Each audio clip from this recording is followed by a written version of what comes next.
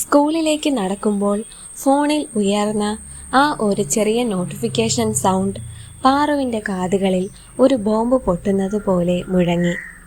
അവളുടെ കാൽ ചുവടുകൾ തനിയെ മന്ദഗതിയിലായി. ഹൃദയം നെഞ്ചിൻ കൂടിനുള്ളിൽ ഒരു പക്ഷിയെപ്പോലെ ചിറകടിക്കാൻ തുടങ്ങി. ഓരോ മിടിപ്പിലും ഭയത്തിൻ്റെ താളം മാത്രം. വിറയ്ക്കുന്ന വിരലുകളോടെ അവൾ ഫോൺ ബാഗിൽ നിന്ന് പുറത്തെടുത്തു. സ്ക്രീനിൽ തെളിഞ്ഞു കിടന്ന ആ നമ്പർ കണ്ട നിമിഷം അവളുടെ ശ്വാസം തൊണ്ടയിൽ കുരുങ്ങി. ഇന്നലെ ആ വീഡിയോ അയച്ച അതേ നമ്പർ. അജ്ഞാതനായ ആ ഒളിഞ്ഞു നോട്ടക്കാരൻ. തുറക്കണോ വേണ്ടയോ എന്ന ചിന്ത അവളെ ഉലച്ചു കളഞ്ഞു. പക്ഷേ അറിയാനുള്ള ആകാംക്ഷയേക്കാൾ വലുതായിരുന്നു അത് തുറക്കാതിരുന്നാൽ ഉണ്ടായേക്കാവുന്ന ഭവിഷ്യത്തിനെക്കുറിച്ചുള്ള പേടി. വിറയ്ക്കുന്ന കൈകളോടെ അവൾ ആ മെസ്സേജ് തുറന്നു. അതിൽ എഴുതിയിരിക്കുന്ന വരികൾ വായിച്ചതും പാറുവിൻ്റെ ലോകം തന്നെ ചുരുങ്ങിപ്പോയി. നീല ബാഗിൽ ഇന്ന് 2 പേനയുണ്ട്. ഒന്ന് നീല, ഒന്ന് കറുപ്പ്. ആദ്യ നിമിഷം അവൾക്കത് ഒന്നും മനസ്സിലായില്ല. പക്ഷേ ബാഗിൻ്റെ അറ്റം തുറന്ന് ഉള്ളിലേക്ക് നോക്കിയപ്പോൾ അവളുടെ കണ്ണ് തള്ളിപ്പോയി. ഇന്നലെ രാത്രി ഉറങ്ങുന്നതിന് തൊട്ട് മുൻപ് അവൾ തിരക്കിട്ട് ബാഗിൽ ഇട്ടതാണ് ആ 2 പേനകൾ. ഒരു നീല പേന, ഒരു കറുത്ത പേന. ഇതാരും കണ്ടില്ല, അമ്മ പോലും കണ്ടിട്ടില്ല. പിന്നെ എങ്ങനെയാണ് ഇയാൾ അറിഞ്ഞത്? അവളുടെ തൊണ്ട പൂർണ്ണമായും വരണ്ടുപോയി. അവൾ ഭ്രാന്തമായി ചുറ്റും നോക്കി. റോഡിലൂടെ ആളുകൾ നടക്കുന്നു. പച്ചക്കറി വിൽപ്പനക്കാരൻ സൈക്കിളിൽ ഉച്ചത്തിൽ വിളിച്ചു പറഞ്ഞു പോകുന്നു. ഒരമ്മ തൻ്റെ കുട്ടിയെ സ്കൂളിലേക്ക് കൊണ്ടുപോകുന്നു. എല്ലാം സാധാരണമാണ്, എല്ലാം മനോഹരവുമാണ്. പക്ഷേ പാറുവിന് മാത്രം ലോകം ഒരു വലിയ ചതിക്കുഴിയായി തോന്നി. ആ നിമിഷം മുതൽ അവളുടെ പുറകിൽ ആരുടെയൊക്കെയോ കണ്ണുകൾ തനിയെ ശ്രദ്ധിക്കുന്നുണ്ടെന്ന് അവൾക്കുറപ്പായി. എവിടെയോ ഇരുന്ന് താൻ എന്ത് ചെയ്യുന്നു, എന്ത് ചിന്തിക്കുന്നു എന്ന് വരെ അയാൾ നിരീക്ഷിക്കുന്നു. പെട്ടെന്ന് അടുത്ത മെസ്സേജ് വന്നു. ഇനി ചുറ്റും നോക്കണ്ട, അത് നിനക്ക് കൂടുതൽ പേടി മാത്രമേ തരൂ. ഇത്തവണ ശ്വാസം പോലും നിലച്ചുപോയി. താൻ ചുറ്റും നോക്കിയതുപോലും അയാൾ കണ്ടിരിക്കുന്നു. എങ്കിൽ താൻ ഇപ്പോൾ എന്ത് ചെയ്താലും അയാൾക്ക് കാണാൻ കഴിയും. ബസ് സ്റ്റോപ്പിൽ എത്തിയപ്പോഴും ആ ഭയം അവളെ വിട്ടുമാറിയില്ല. അവൾ ജനക്കൂട്ടത്തിൽ നിന്ന് അകന്ന് ഏറ്റവും കോണിലുള്ള സ്ഥലത്ത് പോയി നിന്നു. ബസ് വന്ന് നിന്നപ്പോൾ അവൾ പതിയെ അതിലേക്ക് കയറി. അപ്പോഴാണ് അവൾ കാർത്തികിനെയും മീരയെയും കണ്ടത്. ഇരട്ടകൾ. അവർ എന്നും ഇങ്ങനെയാണ്, ചിരിച്ചും സംസാരിച്ചും ഒരു കൊച്ചു ലോകം കൂടെ കൊണ്ട് നടക്കുന്നവർ. ഒരേ വീട്ടിൽ വളർന്നിട്ടും അവർക്ക് മാത്രം എങ്ങനെയാണ് ഇത്രയും സന്തോഷം ലഭിക്കുന്നത് എന്ന് പാറു അതിശയിച്ചു പോയി. കാരണം പ്രിയയും അവളും ഒരുമിച്ച് ഒരു വീട്ടിൽ താമസിച്ചിട്ട് ഇതുവരെ അവർ തമ്മിൽ ഉണ്ടാകുമ്പോൾ സന്തോഷമുണ്ടായിട്ടില്ലായിരുന്നു. ഡാ കാർത്തി, മീര പതിയെ പാറുവിനെ ചൂണ്ടി പറഞ്ഞു. അവൾ വീണ്ടും ഒറ്റയ്ക്കായിരിക്കുന്നത്. കാർത്തി തിരിഞ്ഞു നോക്കി. ജലലിനരികിൽ തന്നിലേക്ക് തന്നെ ചുരുണ്ടുകൂടിയിരിക്കുന്ന പാറു. കാർത്തി മൂളി. നമുക്കൊന്ന് സംസാരിച്ചാലോ? മീര ചോദിച്ചു. സംസാരിക്കണോ? അതെ, സംസാരിക്കണം. അവൾ ഒറ്റയ്ക്കിരിക്കുന്നത് കാണുമ്പോൾ എന്തോ ഒരു വല്ലാത്ത വിഷമം തോന്നുന്നുണ്ട്.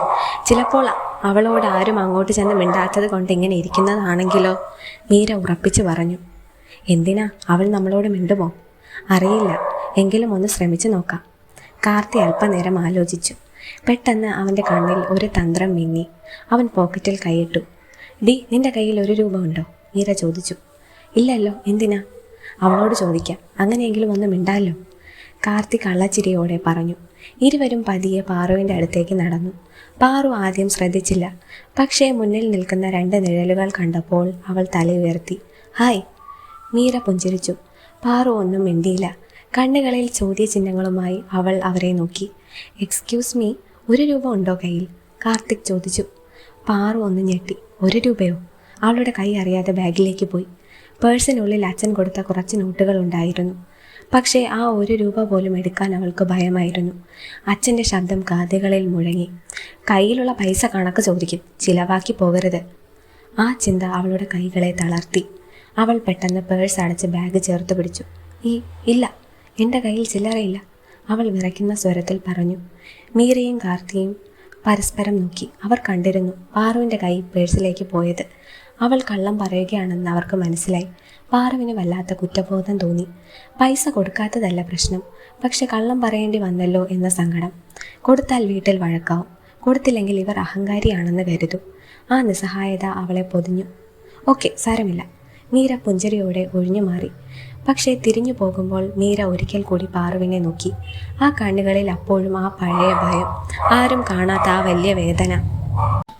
ബസ് സ്കൂൾ ഗേറ്റിൻ്റെ മുന്നിൽ നിർത്തി. പാറു പതിയെ എഴുന്നേറ്റു. അപ്പോഴാണ് ഫോൺ വീണ്ടും വൈബ്രേറ്റ് ചെയ്തത്. ഹൃദയം നിലച്ചു പോയതുപോലെ അവൾക്ക് തോന്നി. വിറയ്ക്കുന്ന വിരലുകളോടെ അവൾ മെസ്സേജ് തുറന്നു. "നിനക്ക് 1 രൂപ പോലും സ്വന്തമായി ചിലവാക്കാൻ സ്വാതന്ത്ര്യമില്ല അല്ലേ പാർവതി?" പാറുവിൻ്റെ കാലുകൾ തളർന്നു. ബസ്സിനുള്ളിൽ കാർത്തിക്കും മീരയും തമ്മിൽ സംസാരിച്ച ആ ചെറിയ കാര്യങ്ങൾ പോലും അയാൾ അറിഞ്ഞിരിക്കുന്നു. താൻ എവിടെ പോയാലും, എന്ത് ചെയ്താലും, എന്ത് ചിന്തിച്ചാലും എല്ലാം നിരീക്ഷിക്കപ്പെടുന്നു. താൻ ശ്വസിക്കുന്നത് പോലും അയാളുടെ അനുവാദത്തോടെയാണ്. ഭൂമി പിളർന്ന് തന്നെ വിഴുങ്ങിയിരുന്നെങ്കിൽ എന്ന് പാറു അപ്പോൾ ആഗ്രഹിച്ചു പോയി. ഈ കളി എവിടെയാണ് അവസാനിക്കുക? ആരുമില്ലാത്ത തടവറയിൽ താൻ ഒറ്റയ്ക്കാണെന്ന തിരിച്ചറിവ് അവളെ ശരിക്കും തകർത്ത് കളഞ്ഞു. സൂര്യൻ ആകാശത്തിൻ്റെ മധ്യത്തിലേക്ക് ഉയർന്നു തുടങ്ങിയിരിക്കുന്നു. വേനൽ ചൂടിൻ്റെ അംശമുള്ള ആ പ്രഭാതത്തിൽ സിദ്ധാർത്ഥ് തൻ്റെ മുറിയിൽ നിന്ന് പുറത്തേക്കിറങ്ങി. കയ്യിൽ കുറച്ച് പഠന സഹായികളും ഒരു ഫയലും ഉണ്ടായിരുന്നു. അതവൻ്റെ ഭാവിയിലേക്കുള്ള ചെറിയ ചുവടുവയ്പ്പാണ്. അല്ലെങ്കിൽ അങ്ങനെ വിശ്വസിക്കാൻ അവൻ ആഗ്രഹിക്കുന്നു. "സിന്ധുക്കുട്ടി, ഞാൻ അമലിൻ്റെ വീട്ടിലേക്ക് പോവാ," സിദ്ധാർത്ഥ് ഉമ്മറത്തേക്ക് ഇറങ്ങിക്കൊണ്ട് വിളിച്ചു പറഞ്ഞു. അടുക്കളയുടെ ചില്ലുജാലകത്തിലൂടെ സിന്ധു തലയുയർത്തി നോക്കി. അടുക്കളയിലെ ചൂടും തിരക്കും അവളുടെ മുഖത്ത് അല്പം ക്ഷീണം വരുത്തിയിട്ടുണ്ടായിരുന്നു. "ഉച്ചയ്ക്ക് മുൻപ് തിരിച്ചു വരുമോടാ?" "ഇല്ലമ്മേ, ഇന്ന് കുറച്ച് കൂടുതൽ പഠിക്കാനുണ്ട്. PSC പരീക്ഷയ്ക്ക് നല്ലോണം ശ്രദ്ധിക്കണം," സിദ്ധാർത്ഥ് ഷൂവിൻ്റെ ലേസ് കെട്ടിക്കൊണ്ട് പറഞ്ഞു. "ശരി, അപ്പോൾ ആ വഴിക്ക് തന്നെ ഭക്ഷണം കഴിക്കണം കേട്ടോ. വെറും വയറ്റിൽ അലയരുത്," സിദ്ധാർത്ഥ് ചിരിച്ചുകൊണ്ട് തലയാട്ടി. "അമ്മയുടെ മകനല്ലേ, അതൊക്കെ എനിക്കറിയാം." സിന്ധു ഒന്ന് പുഞ്ചിരിച്ചു. പക്ഷേ ആ പുഞ്ചിരിയിൽ തൻ്റെ മകനോടുള്ള കരുതൽ മാത്രമല്ല, ആശങ്കയും ഉണ്ടായിരുന്നു. "അതുകൊണ്ടല്ലേ എനിക്ക് പേടി. നീ മറ്റുള്ളവരുടെ കാര്യങ്ങൾ നോക്കുന്ന തിരക്കിൽ നിന്നെ തന്നെ മറന്നുപോകും. നീ നിന്നെയും കൂടി ഒന്ന് ശ്രദ്ധിച്ചാൽ മതിയായിരുന്നു." സിദ്ധാർത്ഥ് ആ വാക്കുകളിൽ ഒളിഞ്ഞിരിക്കുന്ന സ്നേഹം തിരിച്ചറിഞ്ഞു. അവൻ ഒന്നുകൂടി ചിരിച്ചു. അത് അമ്മയെ സമാധാനിപ്പിക്കാൻ വേണ്ടിയുള്ള ഒന്നായിരുന്നു. അമലിൻ്റെ വീട്ടിലേക്കുള്ള വഴിയിൽ സിദ്ധാർത്ഥിൻ്റെ ചുവടുകൾക്ക് നല്ല വേഗമുണ്ടായിരുന്നു. മനസ്സ് ശാന്തമാണെന്ന് പുറമെ കാണിച്ചാലും അതിനുള്ളിൽ എവിടെയോ ഒരു ശൂന്യത പതുങ്ങിയിരിപ്പുണ്ടായിരുന്നു. അത് ആര്യയുടെ ഓർമ്മകളായിരുന്നു. ചില ആളുകൾ ജീവിതത്തിൽ നിന്ന് ഇറങ്ങിപ്പോയിട്ടും അവരുടെ സാന്നിധ്യം മനം നിറഞ്ഞു നിൽക്കും. അവർ എവിടെയോ മനസ്സിൻ്റെ ഒരു ഇരുണ്ട മൂലയിൽ മൗനമായി കാത്തിരിക്കുന്നുണ്ടാകും. ആര്യ അങ്ങനെ ഒരാളായിരുന്നു. "ഡാ, വാതിൽ തുറന്നിട്ടുണ്ട്, നേരെ അകത്തേക്ക് വാ." അമലിൻ്റെ ശബ്ദം അകത്ത് നിന്ന് കേട്ടു. സിദ്ധാർത്ഥ് അകത്തേക്ക് കയറി. ഡൈനിങ് ടേബിൾ നിറയെ പുസ്തകങ്ങളാണ്. ഇന്ത്യൻ ഭരണഘടന, കേരള ചരിത്രം, ദേശീയ പ്രസ്ഥാനം. ഒരു സർക്കാർ ഉദ്യോഗസ്ഥനാകാനുള്ള തീവ്ര പരിശ്രമത്തിലാണ് അവർ രണ്ടുപേരും. "ഇന്നലെ എത്ര വരെ പഠിച്ചു തീർത്തു?" അമൽ തൻ്റെ കണ്ണട ശരിയാക്കിക്കൊണ്ട് ചോദിച്ചു. "മോഡേൺ ഇന്ത്യ മൊത്തം തീർന്നു," സിദ്ധാർത്ഥ് ഫയൽ ടേബിളിൽ വെച്ചുകൊണ്ട് പറഞ്ഞു. അമൽ ഒന്ന് ഞെട്ടി. കസേരയിലേക്ക് തലയിട്ട് കൈവച്ചു. "അയ്യോ, നീ എൻ്റെ ആത്മവിശ്വാസം കളയല്ലേടാ. നിന്നെ കൊണ്ട് ഞാൻ തോറ്റു. നീ അത് പഠിക്കാതിരുന്നാൽ ഞാൻ എന്ത് പിഴച്ചു? ഓരോ ദിവസവും ടാർഗറ്റ് വെച്ചാൽ മാത്രമേ നമുക്ക് ഈ കോമ്പറ്റീഷനിൽ പിടിച്ചു നിൽക്കാൻ പറ്റൂ," സിദ്ധാർത്ഥ് ഗൗരവത്തോടെ പറഞ്ഞു. "അതൊക്കെ ശരിയാ, പക്ഷേ ജീവിതം ഒന്ന് ആസ്വദിക്കണ്ടേടാ." അമൽ ഒരു ദീർഘനിശ്വാസം വിട്ടു. "ആദ്യം ജോലി വാങ്ങ്, എന്നിട്ടാകാം ബാക്കിയെല്ലാം." സിദ്ധാർത്ഥ് കസേര വലിച്ചിട്ടിരുന്നു. അടുത്ത 2 മണിക്കൂർ അവർ സമയം മറന്നു പഠിച്ചു. ചോദ്യോത്തരങ്ങളുടെ ബഹളവും തെറ്റുകൾ തിരുത്തുന്നതിൻ്റെ തമാശകളും ആ മുറിയിൽ നിറഞ്ഞു. ഇടയ്ക്ക് ശാരദ ചായയുമായി വന്നപ്പോൾ സിദ്ധാർത്ഥിനെ കളിയാക്കാൻ മറന്നില്ല. അത് ആ പഠനത്തിൻ്റെ ഗൗരവം അല്പമൊന്ന് കുറച്ചു. അവസാനം പുസ്തകങ്ങൾ അടച്ചു വെച്ചപ്പോൾ അമൽ കസേരയിലേക്ക് ആഞ്ഞു ചാരി. അവൻ്റെ മുഖത്ത് ഒരു മൗനം പടർന്നിരുന്നു. "ഡാ," അമൽ പതിയെ വിളിച്ചു. "എന്താ?" സിദ്ധാർത്ഥ് നോട്ടം പുസ്തകങ്ങളിൽ നിന്ന് മാറ്റാതെ ചോദിച്ചു. "ഒരു കാര്യം ചോദിക്കട്ടെ?" അമലിൻ്റെ സ്വരത്തിൽ അല്പം ജാഗ്രതയുണ്ടായിരുന്നു. സിദ്ധാർത്ഥ് അവനെ നോക്കി. അമൽ ചെറുതായി പുഞ്ചിരിച്ചു. ആ ചിരിയിൽ അല്പം കുസൃതിയും അല്പം ഗൗരവവും ഉണ്ടായിരുന്നു. "നീ ആര്യയുടെ സ്റ്റാറ്റസ് കണ്ടായിരുന്നോ?" ആ ചോദ്യം കേട്ട നിമിഷം സിദ്ധാർത്ഥിൻ്റെ മുഖത്തെ തെളിച്ചം പെട്ടെന്ന് മാഞ്ഞു. അത് അമൽ ശ്രദ്ധിക്കുകയും ചെയ്തു. "കണ്ടു," സിദ്ധാർത്ഥ് വളരെ പതിയെ പറഞ്ഞു. "ജർമ്മനിയിലെ മഞ്ഞ് കാണാൻ കൊള്ളാം അല്ലേ?" "അതായിരുന്നു അവളുടെ ഏറ്റവും വലിയ സ്വപ്നം അല്ലേടാ?" അമൽ ഓർമ്മിപ്പിച്ചു. സിദ്ധാർത്ഥ് ജനലിന് പുറത്തെ പച്ചപ്പിലേക്ക് നോക്കി നിന്നു. അതെ, ആര്യയുടെ സ്വപ്നമായിരുന്നു അത്. വർഷങ്ങൾക്ക് മുൻപ് കോളേജ് ക്യാൻറ്റീനിൽ ഇരിക്കുമ്പോൾ അവൾ പറഞ്ഞത് ഇപ്പോഴും അവൻ്റെ ചെവിയിലുണ്ട്. "ഒരു ദിവസം ഞാൻ ജർമ്മനിയിൽ പോകും. അവിടുത്തെ തെരുവിലൂടെ ആരും കൂടാതെ ഒറ്റയ്ക്ക് നടക്കും. മഞ്ഞ് വീഴുമ്പോൾ ഫോട്ടോ എടുക്കും." അന്ന് താൻ അവളെ കളിയാക്കുകയായിരുന്നു.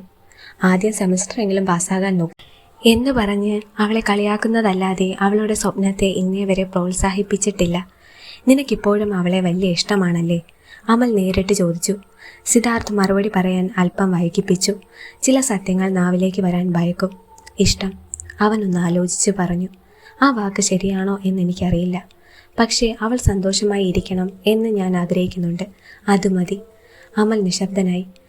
പ്രണയം ചിലപ്പോൾ ഒരുമിക്കലല്ല, മറിച്ച് ദൂരെ നിന്ന് ഒരാളുടെ സന്തോഷം കണ്ട് ആശ്വസിക്കാനുള്ള ശീലമാണ്. സിദ്ധാർത്ഥിന് ആര്യ അങ്ങനെയായിരുന്നു. നിങ്ങൾ രണ്ടുപേരും ഒരുപാട് വ്യത്യസ്തരായിരുന്നു സിദ്ധു. അതുകൊണ്ടല്ലേ നിങ്ങൾക്കിടയിൽ ആ അകലം വന്നുപോയത്? അമൽ ഓർമ്മിപ്പിച്ചു. സിദ്ധാർത്ഥ് ഒന്ന് ചിരിച്ചു. ഒരു കൈപ്പുള്ള ചിരി. അതെ, അവൾക്ക് ലോകം മുഴുവൻ ചുറ്റി നടക്കണമായിരുന്നു. പുതിയ കാഴ്ചകൾ തേടണമായിരുന്നു. എനിക്കോ? എനിക്ക് മഴയും വീടും അമ്മയുണ്ടാക്കുന്ന ചായയും ഈ വൈകുന്നേരത്തെ നാട്ടുവഴികളും മതിയായിരുന്നു. ആഗ്രഹങ്ങൾ ഒത്തുപോയില്ല. എന്നിട്ട് നീ അവളെ മറന്നില്ലല്ലോ? അമലിൻ്റെ ചോദ്യം സിദ്ധാർത്ഥിൻ്റെ നെഞ്ചിൽ തറച്ചു. സിദ്ധാർത്ഥ് കുറേ നേരം മൗനമായിരുന്ന ശേഷം പതുക്കെ ചിരിച്ചു. ചില ആളുകളെ മറക്കാനല്ലടാ ദൈവം തരുന്നത്, അവരെ ഓർത്ത് ജീവിക്കാനാണ്. അവൻ്റെ കണ്ണുകളിൽ ഒരു നേരിയ നനവ് പടർന്നു. പെട്ടെന്നാണ് പാറുവിൻ്റെ മുഖം അവൻ്റെ മനസ്സിലേക്ക് മിന്നിമാഞ്ഞത്. എപ്പോഴും പേടിച്ചിരണ്ട ആ കണ്ണുകൾ, ആരോടും മിണ്ടാതെ തനിച്ചായി നിൽക്കുന്ന ആ പെൺകുട്ടി, പറയാൻ ആഗ്രഹിച്ചിട്ടും പറയാൻ കഴിയാതെ ഉള്ളിൽ കുമിഞ്ഞുകൂടുന്ന വേദന ആ മുഖത്തുണ്ട്. എന്താടാ ആലോചിക്കുന്നത്? അമൽ ചോദിച്ചു. സിദ്ധാർത്ഥ് ചിന്തകളിൽ നിന്ന് പെട്ടെന്ന് തിരിച്ചു വന്നു. ഒന്നുമില്ല.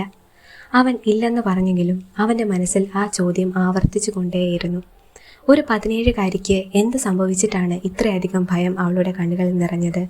അവൻ അറിയാതെ തന്നെ ആ ഉത്തരമില്ലാത്ത ചോദ്യത്തിന് പിന്നാലെ അവൻ്റെ മനസ്സ് സഞ്ചരിക്കാൻ തുടങ്ങിയിരുന്നു.